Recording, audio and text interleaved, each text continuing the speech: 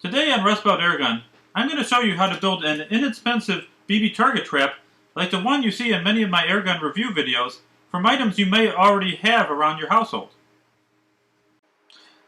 At the minimum, you will need the following items. Note, not all items are shown in the picture.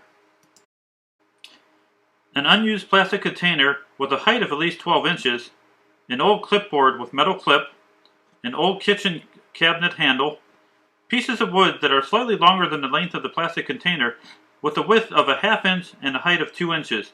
I used the slats off my daughter's old bunk bed. Several towels. I used old chamois car wash towels. 10/32 by 1 inch screws with matching nuts, quantity 5. 1 inch diameter fender washers, quantity 14. 1 inch drywall screws, quantity 8. And finally, some clear silicone sealant. Caution! This BB target trap is only intended to contain BBs and pellets traveling at velocities of less than 500 FPS. Any greater velocity and it is likely that the projectile will pass right through the BB target trap, damaging or injuring whatever or whoever is behind it. Measure then cut the wood pieces so they fit on the inside edge of the plastic container. One will hold the paper targets in place using the clipboard metal clip. The other will prevent BBs from rolling out of the trap. I placed them inside the top edge of the plastic container in order to dry fit them. I created a paper template in order to get the radius of the wood pieces to match the inside of the plastic container edge. You'll want to get the radius of the wood as close as possible to the inner radius of the container so the BBs don't escape from the edges. With the wood pieces in place in the new BB target trap, you'll need to sink a drywall screw in the center and on each end of the wood pieces as well. I removed the metal clip from an old clipboard we had lying around the house by drilling out the rivets that held it to the board. I then attached the metal clip to the wood piece intended to be the top of the BB target trap with 2 1 inch drywall screws. Next, I checked to make sure the metal clip will properly hold the paper target. If the paper target falls from the clip, I loosen the drywall screws, then adjust the metal clip and then retighten. I repeat the adjustment until the metal clip properly holds the paper target. As mentioned, I used old chamois car wash towels in my project. They will absorb the force of the BB or pellet.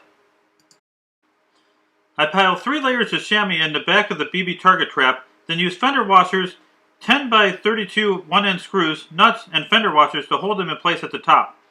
The fender washers and the screws are at the same level as the top wooden piece, preventing them from being hit by BBs or pellets. I attached the old kitchen cabinet handle to the top of the BB target trap to aid in carrying it. I used fender washers to reinforce the areas where the handle meets the plastic container. There were staple holes and imperfections in the wood pieces. I used wood filler to fix these spots, then sanded flush. All wood pieces were treated to 2 coats of Minwax polyacrylic sealant. I lightly sanded using fine grit sandpaper between the coats of Minwax polyacrylic sealant, as specified by the instructions. The chrome on the metal clip had seen better days. I used chrome polish to make it shine again.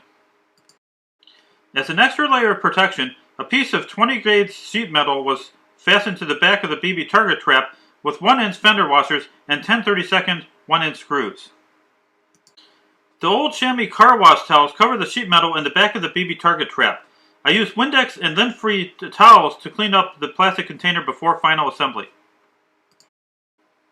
Time for final assembly. The top and bottom wood pieces are installed using 1 inch drywall screws.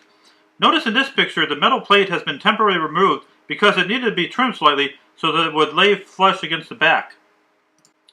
As you can see, my radius cuts were not perfect, leaving enough space for BBs to slip in between the wood piece and the plastic container.